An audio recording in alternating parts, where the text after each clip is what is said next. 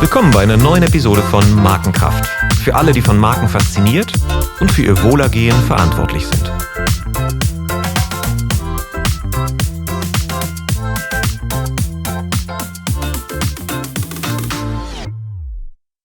My name is Olaf Hartmann, and I have the pleasure to speak today with Richard North. Richard is CEO and co-founder of Wow Stuff.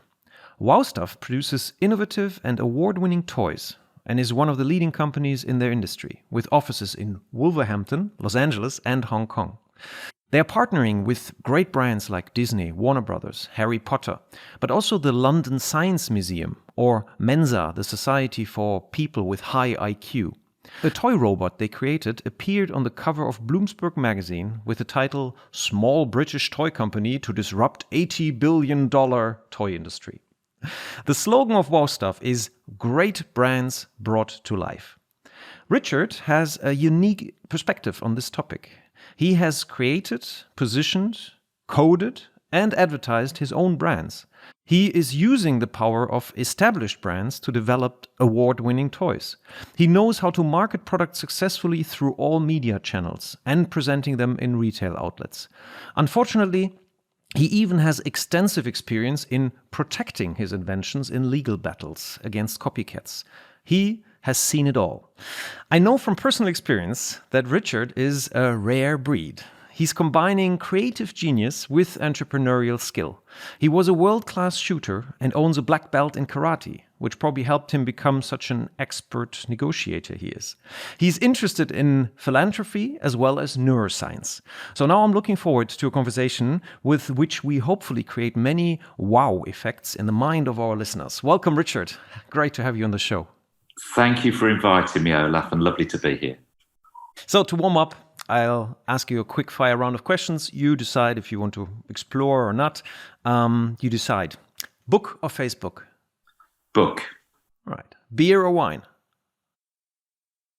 Both, strictly in order. Beer first, wine to follow. Okay, that's good. And during Corona, with a little bit of self-discipline. Yes. I just started my dry January, and so far it has been quite good for me. Mountain man or sea lover? Well, on one hand, I would have said mountain man because I've just finished a walk in the hills local to me, and they were quite breathtaking, the views. But I do love swimming, or I used to do a lot of swimming, and I like the beach, so I'd have to say sea.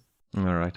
We talked about before, okay, let's be open completely. We're redoing this right now because I forgot to press recording the first time. But we just had this nice exchange that entrepreneurs often like the mountains because we love to see challenges, don't we? Yeah? Like we see the peak and then we climb, we scale up the mountain, then we see the next peak. So yeah, and you know, there's a fantastic film I watched only the other day called 14 Peaks about a ex-Gurkha who decided to climb those peaks and did it all within about 6 months, and quite incredible. That is incredible. I've seen the documentary on Netflix. It was and he was the guy who took this amazing picture of this traffic jam at the Mount Everest and the top, where there was this window of climbers, and then there suddenly were 200 people waiting for the last part to get to the mountaintop. It was just terrible. It was like rush hour around London, and it was. It was like waiting for a bus. You saw all these people and you thought, hang on, surely Everest, I know Everest as being one of the hardest mountains to climb, one of the most dangerous, and yet you've got all these people lined up like they were waiting for a bus to climb to the peak. Incredible. Yeah, it was an amazing documentary.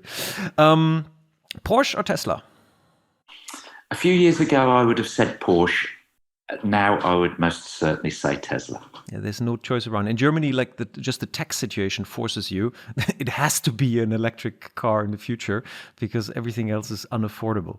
So yeah, it's going in that direction. Let's hope they find other type of batteries.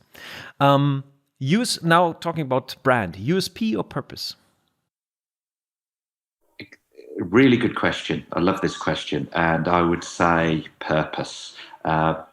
More so than ever. Yeah. And we come back to that later because I know that you're involved in many things which have a purpose. Last question on that, different or distinct? Distinct. Distinct. Yeah. Being different in the marketplace. Maybe it was always a myth, but today it's definitely a myth. Like to be different is very difficult. What was the first job that you ever got paid for? My first job was working in a sales office. In fact, actually, my first job was working in an office. I remember when I started, they left me to my own devices. They said, here's an office, here's a desk and a chair, get on with it. And I thought, get on with what? So I picked up the phone and started making some sales calls. So that was my first job. I felt that if I didn't add value, I wouldn't be in a job. So by getting sales in, even though I had no training, I thought at least I'd be adding some value. At the end of the first year, I got paid, but I got paid from two sources. I was getting paid from the company I worked for, but at the end of the year, the tax man also paid me when they found out that I'd been earning such a small amount, it was below the threshold to pay any tax, but they had been deducting tax at source. So I remember getting a check, I think, 30 odd years ago, it was about £300. And to me, that was an absolute fortune. So I was, all my Christmases had come up once. So it was a saving scheme. Well, that's great. Well, yeah, it was like a saving scheme by our government, yes. That's it. And now really going very far down memory lane, like think of you as a child. Do you remember the first time you ever chose a product because of the brand? Wow. What was the first brand I ever chose? What was the first brand you bought? Like intentionally? I remember some distinct moments. I don't know whether they were the very first time I chose these products as a brand, but I had a hobby, which was target shooting. And I read the magazines to work out which rifle for target shooting would be the best. And I think at that point, I started discovering really what a brand was. It's a summary of what the overall company that manufactured it stood for, how that was represented in the products that it made, and how those products resonated in the market. And by that I mean, were they perceived by its target consumer as good or bad or indifferent? And I think that I went on that journey at that point, and I'd be about 15 years old. All right. Okay. So you were checking out what people said about these rifles, who was shooting those rifles, how the advertisement looked like, and asked around probably in your shooting club. So you were collecting signals from... Absolutely. What does it mean? What all does it of mean? those things, yeah. Uh-huh. And some of them so, non-tangible, the nuanced conversations at a club, as you describe, where a shooter would, shake their head if you mentioned a certain brand, nod their head if you mentioned another. And all of this, subliminally, you're taking on board and forming an opinion of that product and of that brand. And that is exciting. And you, as I mentioned in the introduction, you became a world-class shooter. Like you did this for quite a while. And then I remember when we met for the first time in Hong Kong, you were telling me this story that you were actually marketing also pellets. Was that right? Yeah, you've got a good memory there. Yeah. Tell us about that. Well, so at that point, I'd worked in my first job for about a year and a half, went to work for a much, much bigger company in almost a promoted position now as a sales representative. I had a company car. I was selling photographic equipment up and down the country. And during that period, I had a good boss who was very well trained from the corporate world, and he instilled into me some basics of how to sell, put me on some sales courses. And I then was given a small division within the group that was failing badly.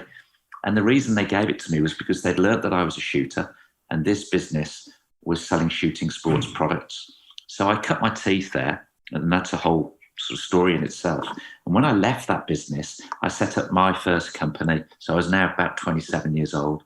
I set up my company and I imported air gun pellets. So this is air rifles now, shooting a lead pellet, which is not necessarily eco-friendly in today's world at all. But they were lead air gun pellets. And what I noticed, having studied marketing, because I didn't go to university, I didn't get a marketing degree, but I'd bought lots of books about advertising and marketing and learnt about USPs, and realised that in the shooting sports business in the UK and the sales of all of these hundreds of different brands of airgun pellet, there was no distinctive brand leader.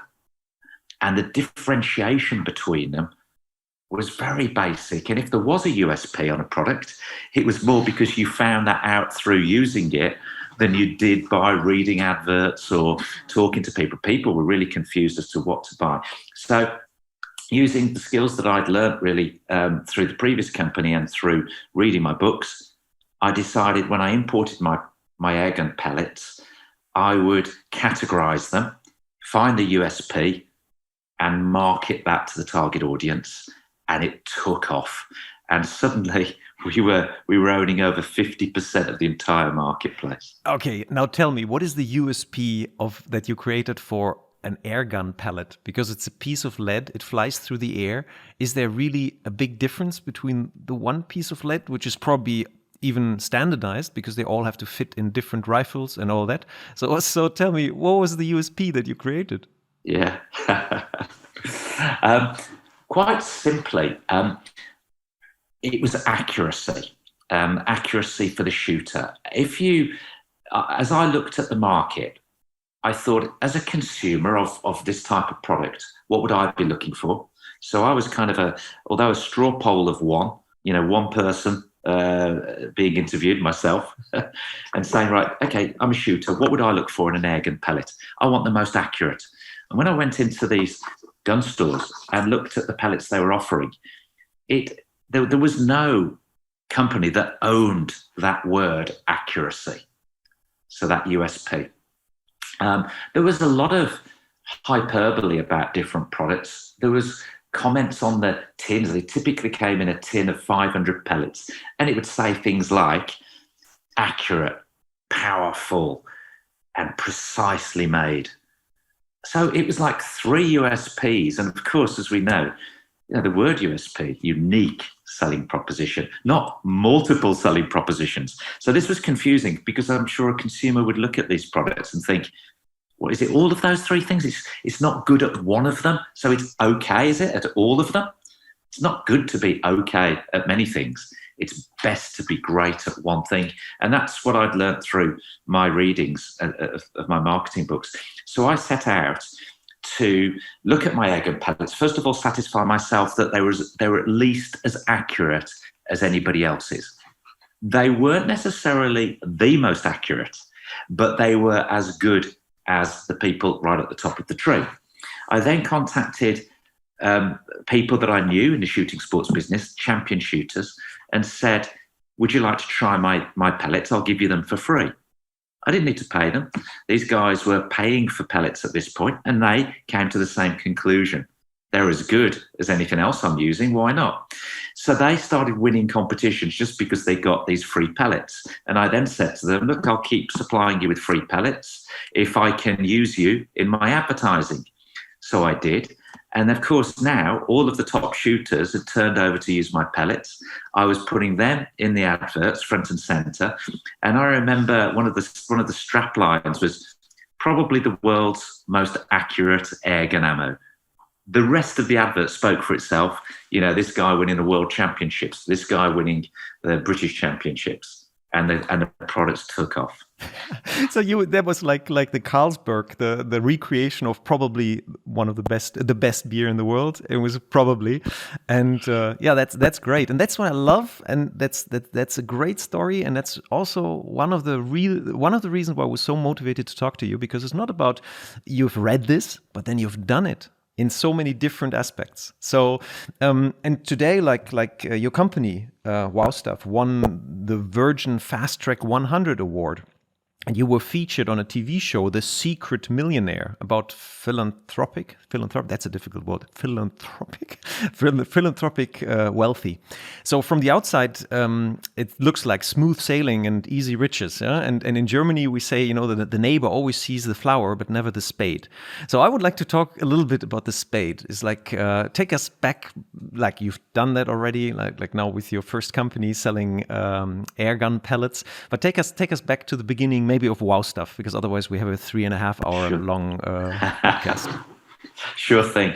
I'd set up the first couple of companies, and I'd had an internet business at the start of the internet craze, 99, and that had done okay, and we built some good technology. So my career path before I set up Wow Stuff was doing, quite different things as an entrepreneur, different businesses. And I met two guys. It was now 2006. I'd met two guys at a show, a gift fair in the north of England, a place called Harrogate, a wonderful gift fair where they sold expensive homewares like vases at about £200 a time, and quilts for bed covers, but were very expensive and luxury items. And in the middle of this show was what I can only describe as a painter's or a decorator's table. So it was a very bashed old table. They put a cloth over the top of it, and they had their products on the top of this very basic display area. And I walked over to them. I was now looking for something to do, really. And piled on top of this table was a towel. The towel was a bathroom towel. And I asked them how many of these they'd sold, these two guys, dressed in their jeans and their T-shirts. So they were looking a bit scruffy. They looked like older students, and they had been at university together. And they said, we've sold, I forget the quantity now, 1,000 or 500 pieces or something of this towel. Which I then thought, well, that's a fantastic achievement at a show like this, because this is not the sort of show that you'd buy this towel. And I picked the towel up, and as I opened it up, one half of the towel was white in colour, and the other half of the towel was brown. And on the white side of the towel was embroidered the word face, to indicate this is the bit you use for your face. You can probably see what's coming here. And on the brown side of the towel was the word arse, a British colloquialism, I think is the right term, for your bum. So, and they'd invented this product, if you can call it an invention, while they shared digs together, so a house together for university, so way back. And they decided to make it into a product. It was a comical novelty gift. But at the time, I was just coming out of one of my companies which sold novelty gifts. I put it on the front cover of our catalogue, and we sold 10,000 pieces in a week. And the 500 or 1,000 pieces that they told me they'd sold, they hadn't sold them at the fair. They'd sold those in the previous 3 years of their business. Right. And in other words, it was a failure before that. Yeah. And there was Richard and Kenny, yeah? Yes, that's right. And they were actually scientists, huh? Like they were in biology, yes, like development. They're from the environmental sciences. Science, Graham's PhD was in toxicology, and Kenny was in environmental sciences to do with fisheries, and they were very clever guys, but very, very smart and creative too. So while they were very academic, they got this creative side, and they had a book that they'd written between them, and they called it the Book of Truth. And it had inside it hundreds of product ideas. And of course, when I saw that, my eyes opened. I thought, this is great. With my thinking about brands and marketing, could we take some of these products that are firsts, that are different to anything else, that are certainly distinctive, and could we market them and create brands from that? Yeah. That was my thinking. And then we fast forward a little bit, because there's so much in between. And then the products became more complex. And one of them was this robot that we just heard in the introduction about. And it was originally came also from a scientific background. It was developed, but you tell the story. It was more for medical purposes that it was originally developed. Huh? It was a again, a scientist out of Carnegie Mellon University in the States, had been studying children with autism. And what he found was that children with autism found it very difficult to keep eye contact with another person and to recognize facial features. So their eyes were constantly looking around, even though they were in front of somebody and they were trying to communicate. They found this very difficult.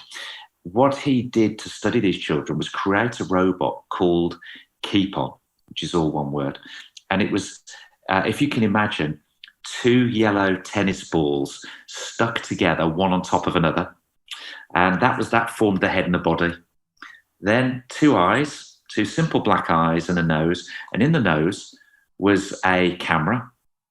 And there was also a microphone within inside this robot. And he would place this robot in the middle of a table in a room.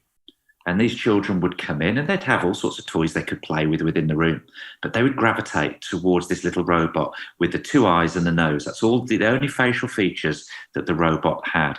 He'd be in another room on his computer, being able to watch how the children connected and communicated or interacted with this robot. And he would hear them as well. And what he found was that on the simplistic facial feature of just 2 dotted eyes, 2 dots for eyes and 1 dot for a nose, but could still be seen as a sort of not a human, of course, but they could see it was almost a lifelike creature of some type. But with its simplicity, they felt comfortable with interacting with it and making consistent gazes and eye contact. Mm-hmm. This was incredible, what he found out through this study. And he wrote his paper on that and got his PhD. We saw this on the internet. It was touch sensitive. It could respond to sound, music. If you played music, it would actually move to the beat of music. So it had a lot of functionality. But this was a $30,000 research robot. We created a toy from that. We approached the guy, said we'd love to make a toy. And we launched it at Toys R Us, when Toys R Us were around in the States some years ago.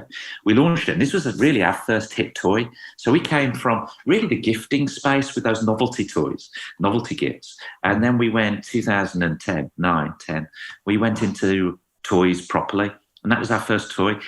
And Bloomberg contacted us and said, look, we're launching our new magazine, Refresh, and we'd like to interview you for our TV show. Which they did, and they looked at this robot. They looked at the comments that had come back from Toys R Us about how successful the launch had gone, and they printed us on the front cover, our beautiful robot, with the headline, I think, as you mentioned, a small British toy company to disrupt $80 billion global toy industry. So that was your lucky break there, also to put you on the map. That's great. And then you moved, and that's what I would like to focus on in our conversations, into licensing brands. Like like I mentioned before, I think you started with brands like the Science Museum, Natural History Museum, the Mensa, the Society of they're not highly gifted, but they're called the High IQ. Huh? You have to. What is it again? The High IQ 138 Society. Or 140 IQ? 130 plus on your IQ score to become a member of that society. So with those brands, again, because of a love of brands, really having, grown up selling brands in my first company, but then bringing out my own with the egg and pellets and other products within that business, I felt, well, how could we fast track the sales of our business? How could we scale quicker? Well, we could create our own brands, or we could license brands from others and create the products for those brands. And I felt that because we understood what a brand stood for fairly quickly, because that was my background, really, looking at brands, studying brands and marketing brands, I felt that I could recognize the brand's position and ensure that any product that we created was on brand and in universe. So it was correct for that. And very quickly we built a reputation working with the Science Museum in London, Mensa, the High IQ Society, Natural History Museum. We very quickly were able to take their assets and their brand positioning, apply it to our toys and create toys for them. and they took off, and they did extremely well. So we then won a Virgin Fast Track 100 award, which is for the 100 fastest growing companies in the United Kingdom. We then went into even more licensed brands, BBC Top Gear, the TV show, launched a range of toys in that brand. And again, consistently, I think we got under the skin of the brand, understood what it stood for, and created great products. I would like to. That's an interesting point. Like if you look at what makes licensing brands successful, and also what are the dangers of licensing brands. I'm sure you've seen a lot because you've been in the licensing world now for 20 years, and you've seen things being done properly. And yourself, like you just described, had big successes with this. But you also have seen, I'm sure you've seen things that flopped completely and even hurt the brand. So what would you distill as a key insight? What is important in licensing brands, finding the right brands for you, but also for the brands to find, like, to know when to say yes and when to say no? Well, if I start with the last point you made there first, finding the right brands for us, first of all, we have to and have defined our strategy. So we know no matter what's going on outside of our business, we know where we want to go. And from that point, we then decide what brands we would like to work with.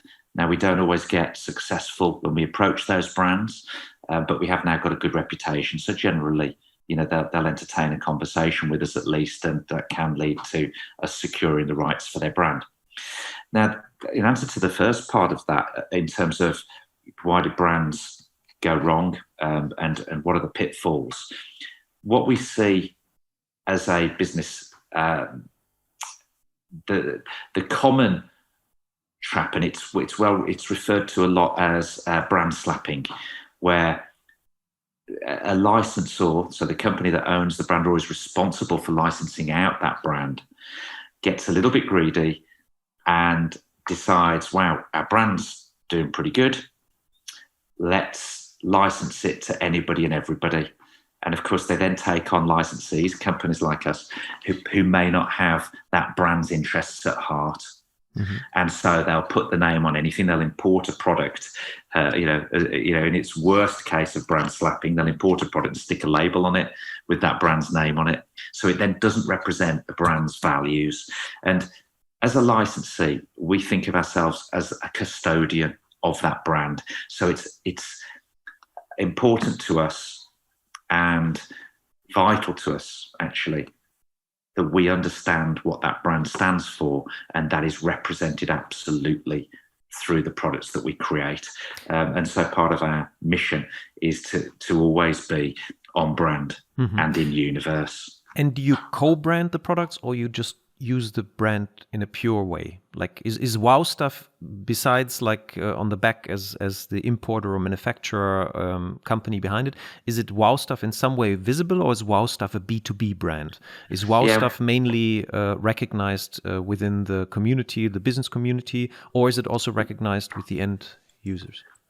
It's never really recognized with the end user, with the consumer.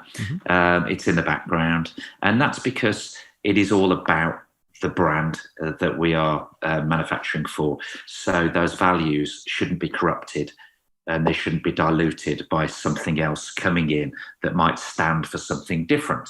Now, that is in the case of where, for example, if we work with Universal that own the fabulous Jurassic World brand, Jurassic Park, the dinosaur brand, if we were to create a fabulous product in that brand that was very on brand in the universe, then you wouldn't really see Wow Stuff mentioned anywhere apart from the very bottom of the packaging.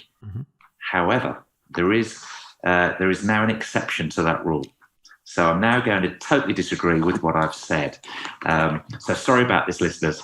And I may be trying to confuse you deliberately here, of course. There's times when a collab, so a collaboration, can allow for a company like ours, our brand values to become involved, to enhance the overall offering. And an example of that would be where we created as a toy, the Harry Potter invisibility cloak. and it works with an app. So you get this physical product, this cloak, that's an exact replica of the original cloak that was used in the movie, in the Harry Potter movie. And if you then download our app when you purchase our replica product and video yourself or somebody wearing the cloak, they will appear to go invisible. I've seen it. I've experienced it. It's amazing. and all the Harry Potter fans, they go crazy because that's probably one of the big dreams of everybody watching Harry Potter. Oh, wouldn't it be great to have such a coat? I could sneak out without my parents knowing. I could leave the classroom without my teacher knowing. I could listen to people's conversations. Yeah. Who doesn't want to go invisible? And the new version that we're launching this year is actually called the Real Effects Harry Potter Invisibility Cloak. So we've taken a brand that we own, which is called Real Effects, and it's a registered trademark globally. And the values that that stands for, we've used it because combination of the two it's almost 1 + 1 = 3. So people know what the Harry Potter Invisibility Cloak is. They probably won't know what Real Effects is, but once they purchase the cloak and they read about it and they understand what it does, they'll realize why the Real Effects prefix as a name is attached to it. And Real Effects for us is the name that we give to a product that we create that is so on brand and so in universe, you would think it's actually the real thing. It's from the movie itself. So how does that differ then from our Mark 1 version of the Harry Potter Invisibility Cloak? Well, the Real Effects version, now when you take a video of yourself wearing the cloak, you can add Hogwarts Castle or a room within Hogwarts Castle to your video. So you're actually not just going invisible, throwing a cape over you. You're recreating the movie. You are. Ooh. Yeah. Ooh. So it stands for things that are so real, you'd think it was real. There's one word coming to mind now. Wow. So that shows also the power that you put in building your own brand. I mean, like I see a lot of brands in different industries, and when I look at Wow Stuff, and I advise all my listeners to go to the website and look the way you tell your own story, that's when you feel that you know about branding, because just that clarity of vision distilled in this one word, you own in that industry, in the B2B sector, the word wow. And then you have this slogan which says everything. Yeah, it's like, you got a brand, we bring it to life. Yeah, and that's a good example. So Real Effects is basically like then a sub brand, or like it's a quality seal more, isn't it? It's used like yes, at the moment, like a trust signal. It's like like approved by, or like when you receive in these consumer reports, like an excellent seal. Yeah, it's like the Real Effects is like the excellent seal. Or when you have Intel inside, on a computer, so you've got kind of Real Effects inside. Yes, it is, and to be a brand, you've got to stand for something or some things, and they've got to be readily identifiable, haven't they? Really, and the brands that we think of today are usually consumer brands that are so well marketed. Most people know the name of the brand and know what it stands for. At the moment, people wouldn't know what Real Effects was. An average consumer buying from a toy store the new Real Effects Harry Potter cloak, they wouldn't know what Real Effects was. Over time, we hope to build that and make it a brand. But for now, it is much more, yes, a seal of approval, a seal of a stamp, which has attached to it a series of value propositions. Yeah, and it's a promise, which the brand in the end always is. That's really good. And can you like, okay, let's not talk about flops. That's terrible, because it's like, let's not talk about bad practice. Let's only talk about good practice. And if you look at, like, you are a B2B brand, like I would like to take your perspective like a little bit away from your everyday business of selling branded products to end users, but look at your own brand, how branding has affected your business success, and how important it is to be a brand in the business to business sector. Do you see that becoming more important? Very much. And, I think I felt that from, well, certainly if it wasn't from day one, it was certainly in the early years of our business, because most marketplaces, most industries are extremely competitive. How do you cut through?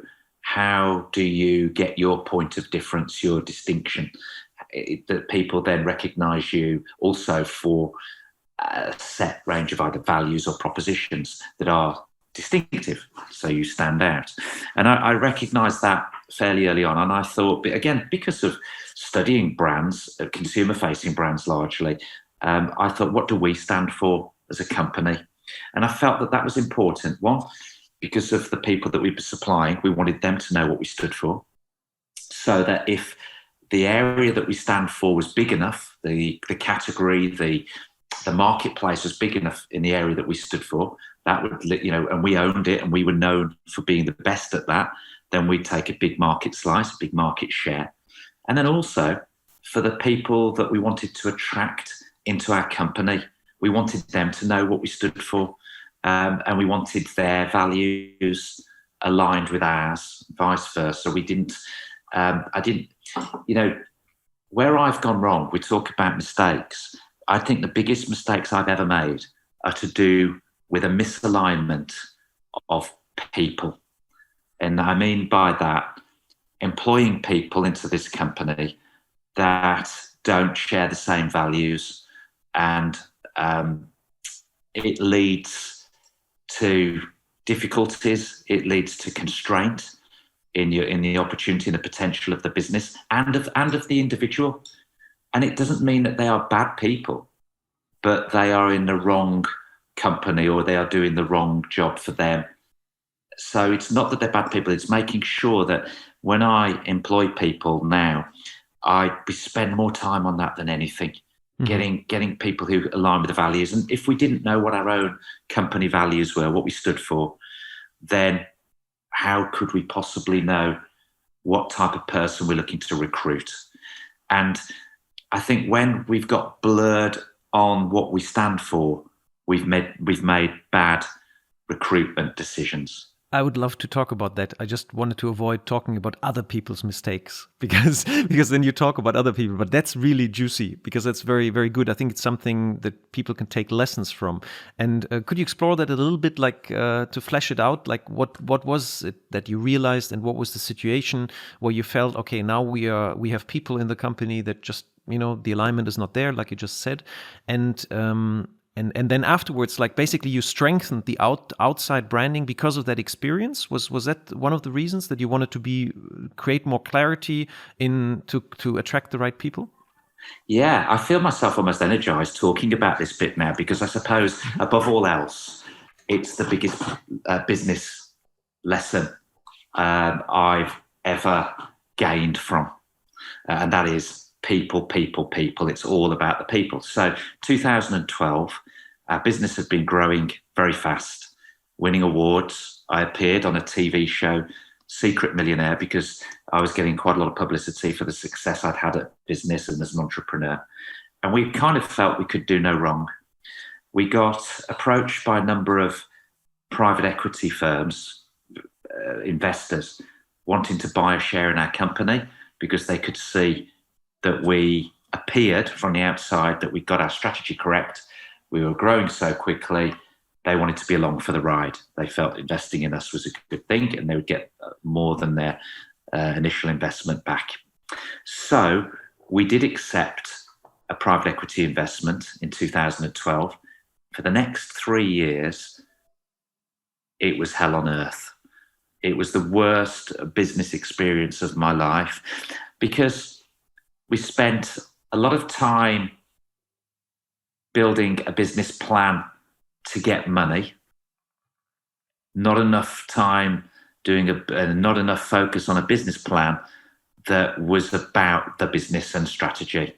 This was about how do we get X amount of money for X percentage of shares. And that got us going in the wrong direction, chasing the money. And the private equity firm were good people, but they had huge amounts of money put into them by the 5 biggest banks, £500 million by 5 banks. So it's £2.5 billion fund. And they were set up with the remit to back Britain's fastest growing companies. So we fitted that perfectly. And they invested in us. And the reason why fundamentally it didn't work was because I and them, so sort of 50-50 really. I think the responsibility and the blame is with both of us equally. And I think they would agree. We didn't recruit the right people. We tried to recruit quickly. And normally a private equity firm brings two things to a business. It brings the cash and it brings the contacts to help you scale, so the people that you're going to need. And because they were a new business, they hadn't got people in place, they hadn't recruited their own people, so they found it very difficult to help us at that point. Mm-hmm. I didn't think too much about that. I wasn't that concerned. I thought, well, look, we've got the money. Surely we'll be able to attract the right people. And then I didn't spend the time on each of those hires that I should have done in recruitment. And over 3 years, we lost an awful lot of money.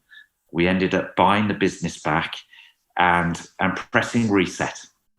Wow. And then that was then day one all over again. That is great. So what I learned from this is, first of all, money is not money. Money is also energy. And with money, bringing money into the company, you must know the source of the money to understand the energy that it brings to the company, because it will absorb also what you just said, like your most valuable resource, which is your attention. Yeah, your attention on what you focus on. And what you just said is like that the focus on the people, but also probably product development. I don't know how that worked out. If you continue to be like as innovative, as creative, because stress and creativity doesn't really go well together. You got to stay in the flow. And what you just described is that the company flow was somehow disturbed by this whole process, and that I'm sure had effects then on the organization. It was very disturbed, Olaf. I mean, because what comes to mind as you were speaking there was that distraction. So as the CEO of the business, running the company and being very hands-on, my efforts were all about product and strategy and brands. Suddenly, they became about raising money. Mm-hmm. So while I was raising money, who was looking after the brands and the products and the strategy? Nobody.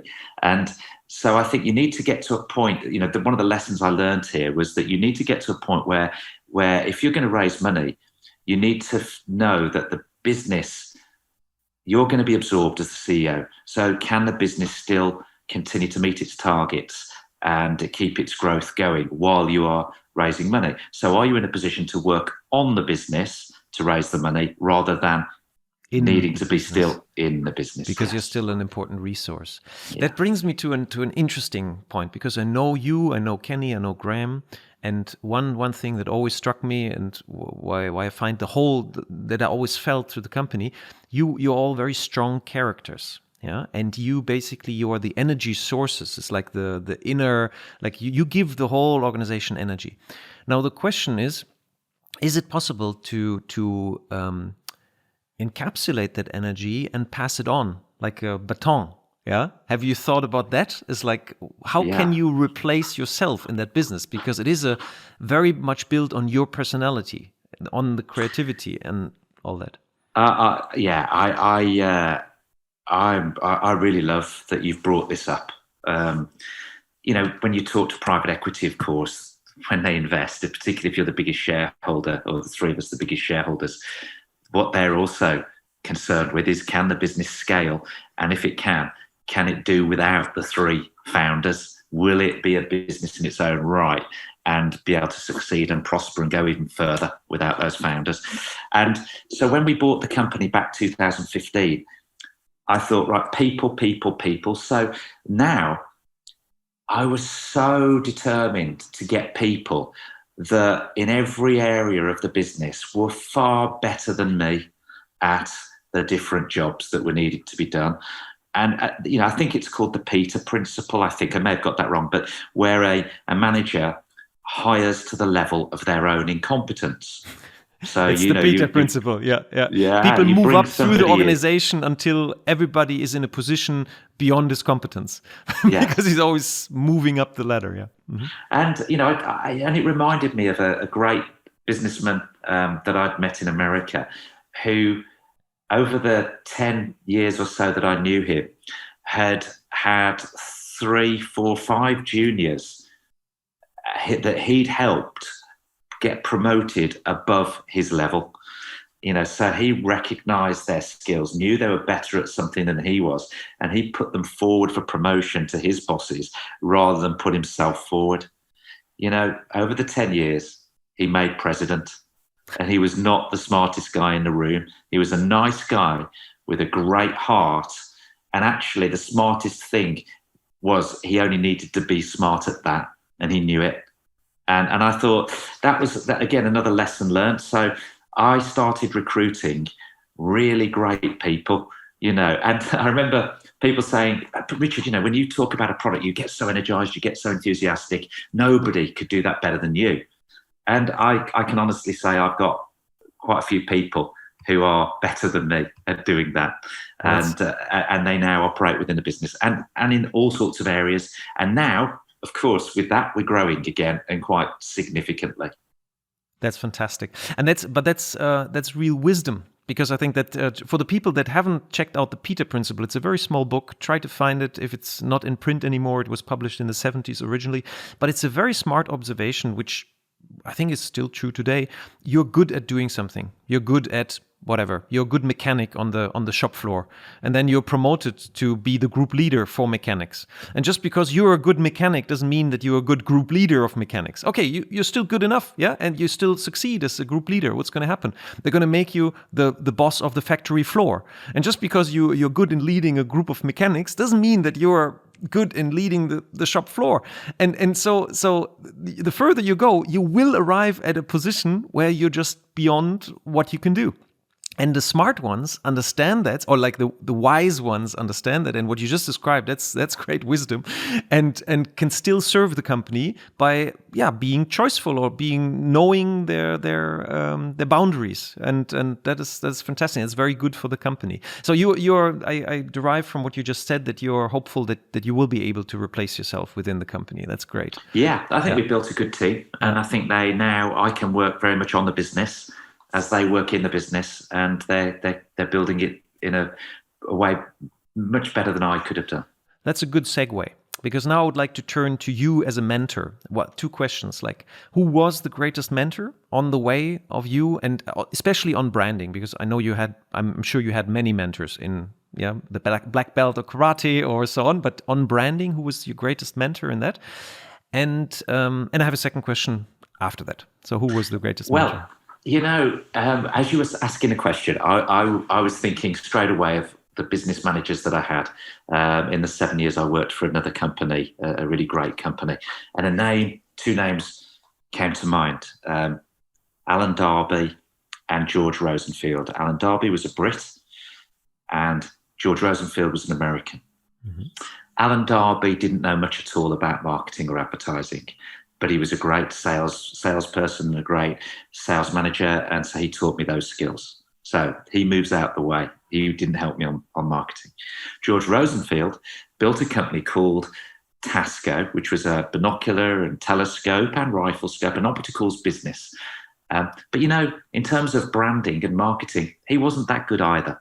He was a great salesman. So the answer to your question about who was the best mentor, I would have to say two things were the best mentor to me. They are people, but they're in the form of books. The first one is by Jack Trout and Al Ries, called The 22 Immutable Laws of Marketing. And I had that book when I was about 21. And I have a stash of those in my study right now as I speak.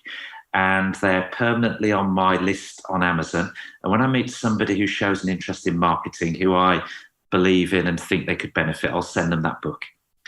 And the other book that helped me enormously was a very famous book called Ogilvy on Advertising by David Ogilvy, one of the greatest advertising gurus of all time.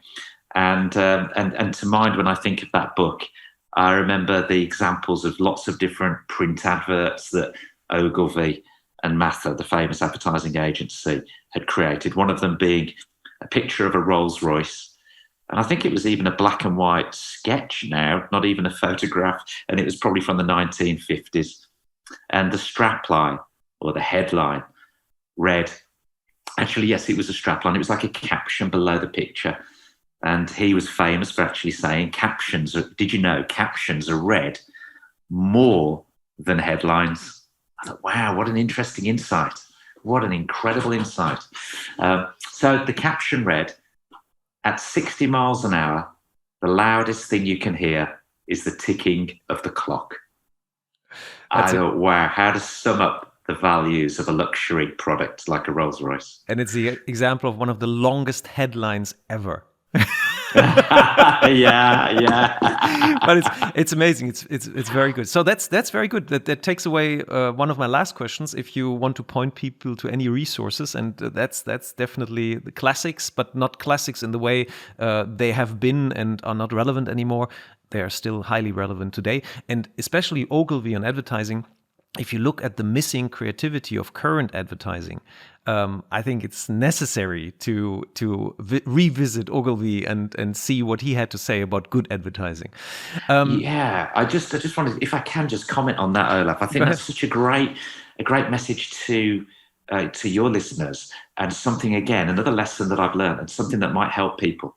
If you're stuck to come up with some sort of marketing message for your brand or your products, pick up that book, skip through it, look at some images. That'll get your brain working.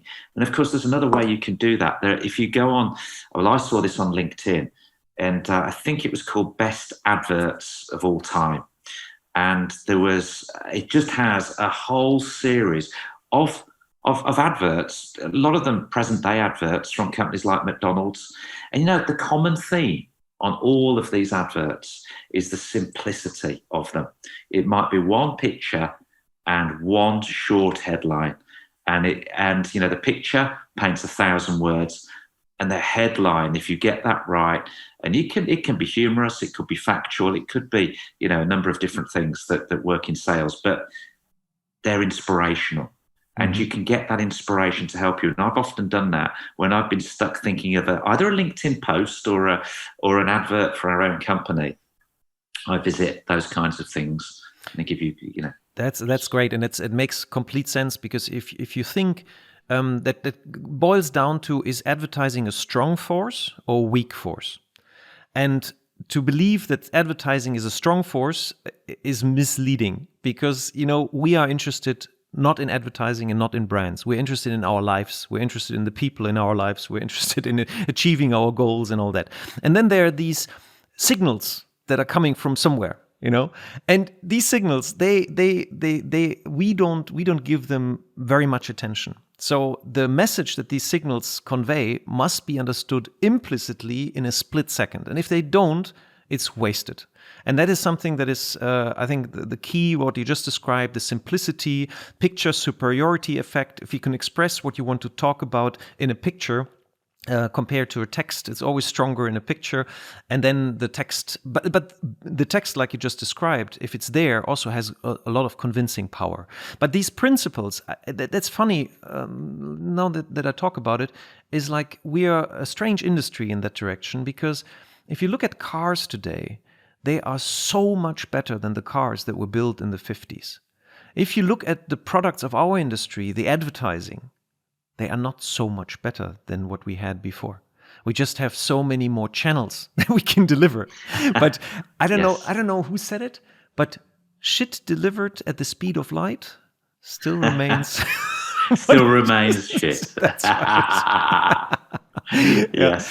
So talking about that, because I know that you've also, through your entrepreneurial career, a lot of experience with channels and how to deliver messages at channels, even from like TV advertising. You're doing TV advertising for your products, but you also started out with even live demonstration teams. Could you share some insights on media mix, what has proven for you to be effective? What role does social media play for you today? How do you combine the different media channels? Yeah, well, today we use, as you've said there, really a variety of channels. So we do TV advertising on the main sort of non-terrestrial channels, the Sky channels, as we used to refer to them, really. So all the kids channels.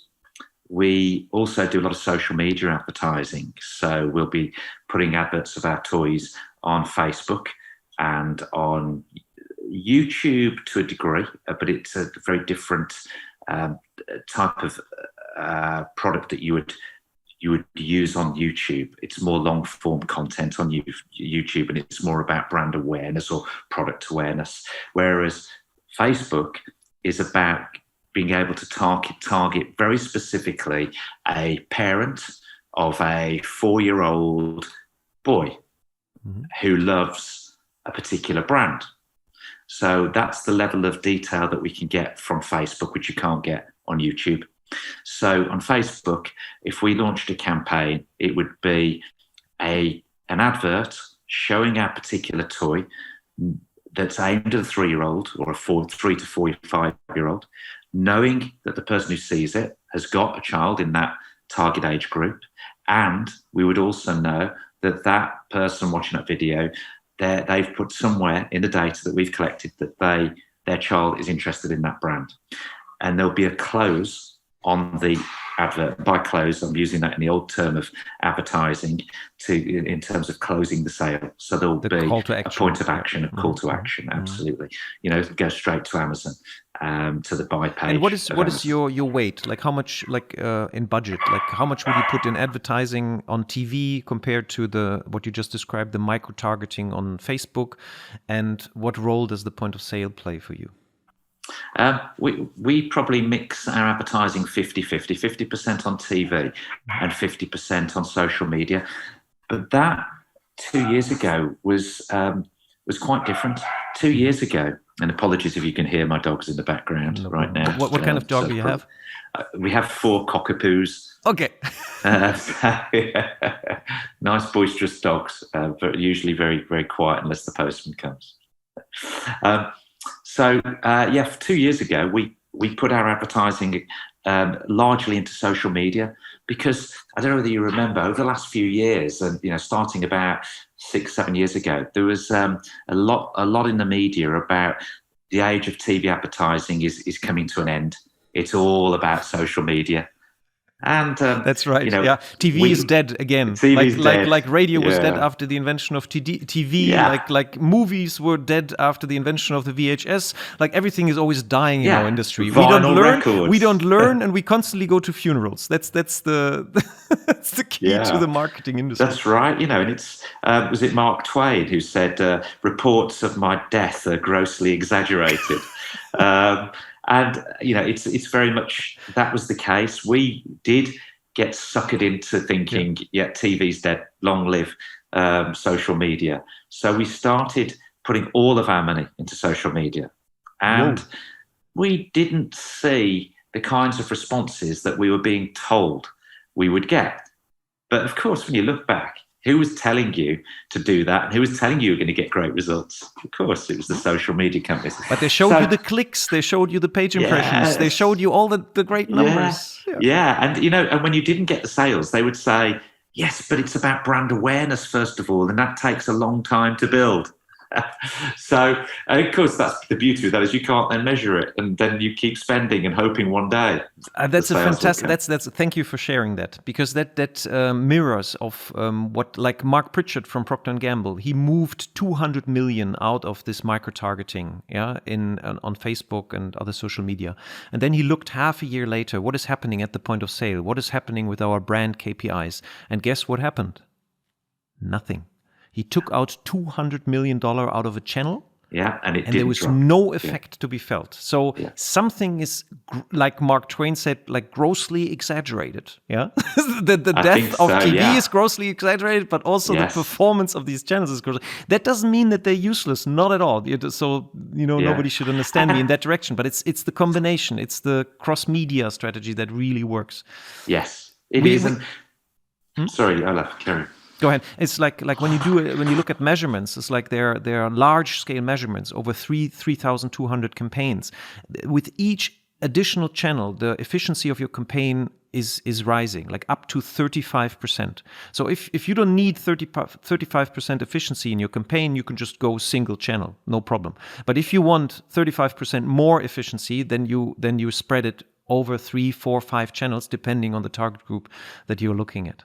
So yes, and we came back full circle, and then went on TV, and the most extraordinary thing happened. We found TV to be more effective than ever. And I guess, we'd been out there with social media. It was the combination, probably, of the two that had worked. But we did back off a lot on our social media. And like you said, with your colleague from Procter & Gamble, we didn't notice any detrimental effects as we reduced significantly our social media spend. So today, we still do social media. We do TV as strong as ever.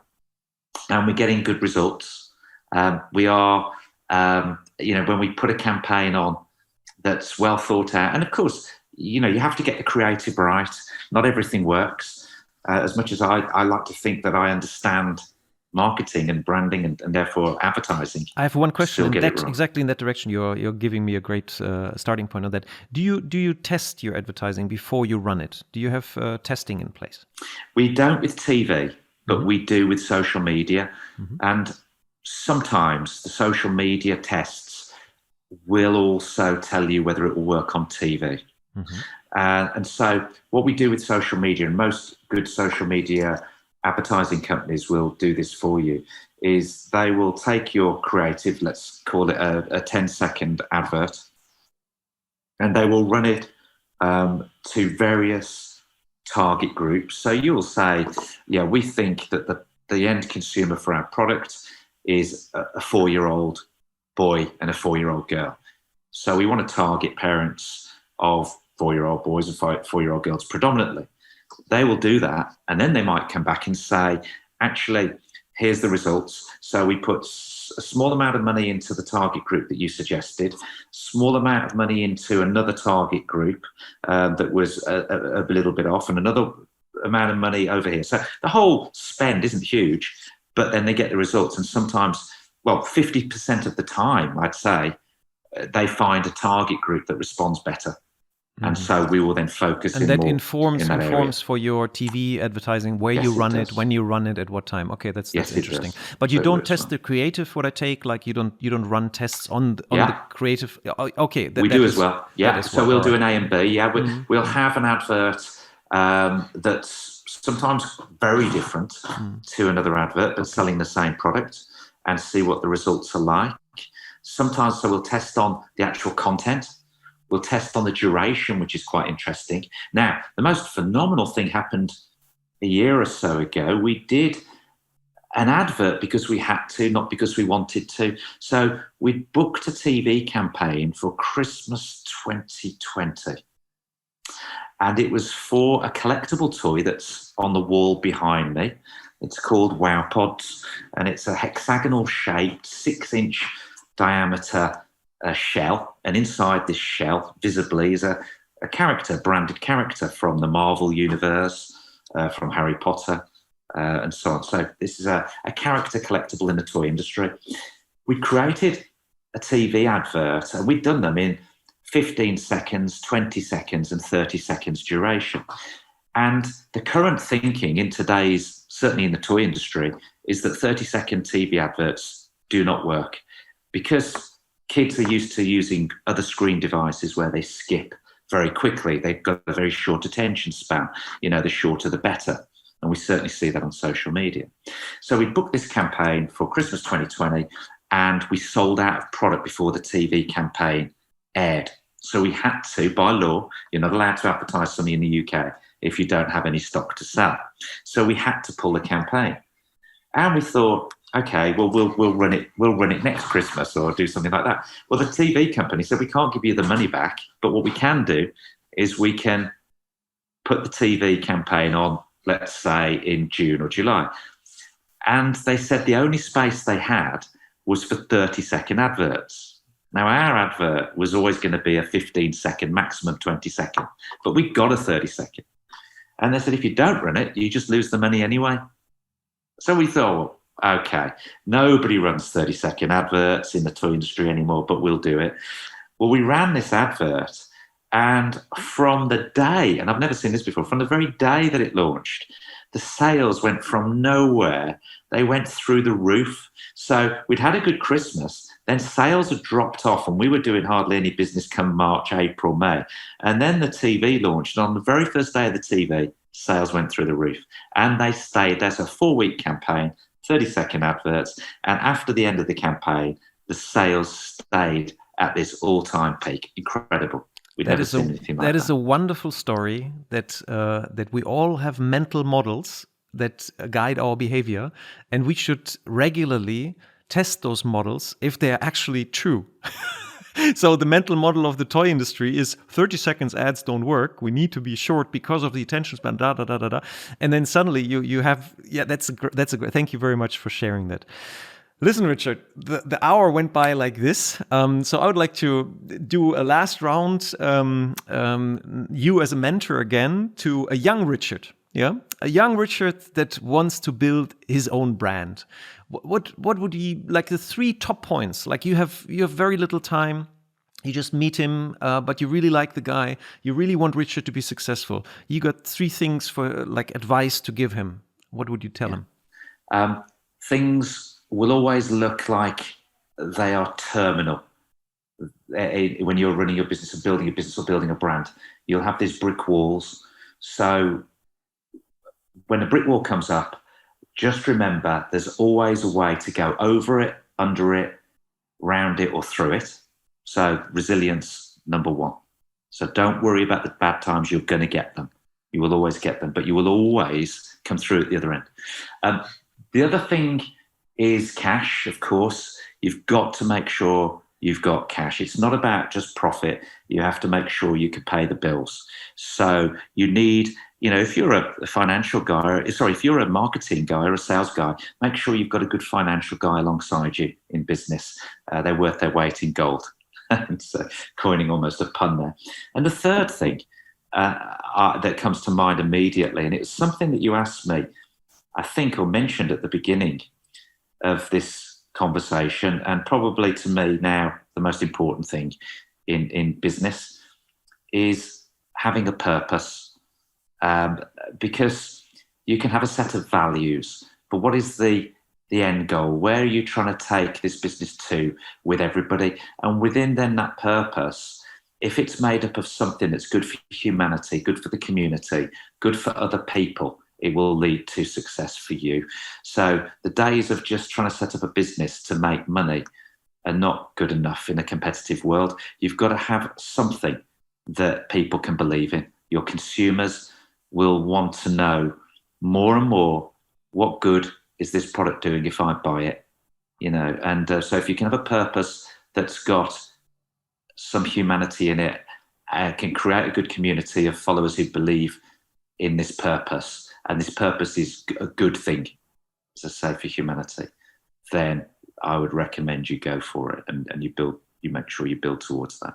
That's great. And it circles back to getting the right people interested in your company, like forming a group of people that are bound by values, like that share the same values and work as a team. Yeah. So that's great. Yeah. Purpose, which I find often very important, is that I think that your company, like also when you look at the website and you read that even before the word purpose had such a, it's a big hype right now. Everybody's misusing the word purpose also, like in Germany, at least that's the case in the UK. But what you can read is like that you believe in learning, in joy, and in the wow moments of life. And people who are interested in creating that, they should join your company. That's how I read it on your website, and that immediately resonated with me. That's our why. Yeah. Why we exist is, I suppose because as a kid, when I got my first toy and I went, wow. And that stayed with me forever. The toys that I can remember that made me go, wow. And I want to make sure other kids can enjoy those moments. That is a great finish of our conversation. Richard, this was truly an exciting hour. My sincere thanks for your time. Say hi to Graham and Kenny from me. And I wish you continued success with all your endeavors and bringing wow moments to the children around the world. Thank you very much. It's been a privilege to be on your show, Olaf, and I just hope that your listeners will gain something and maybe I'm sure they did. Something that helps them. Thank you very much, Richard. Und das war eine weitere Episode von Markenkraft. Vielen Dank, dass Sie dabei waren. Wir hoffen, es hat Ihnen genauso viel Freude gemacht wie uns. Wenn ja, empfehlen Sie uns, Ihren Freunden, Ihren Bekannten, Ihren Kollegen und bewerten Sie uns auf iTunes, Stitcher, Spotify, Soundcloud, egal wo Sie diesen Podcast hören. Share the love for brands. Machen Sie es gut für sich und die Menschen in Ihrem Leben.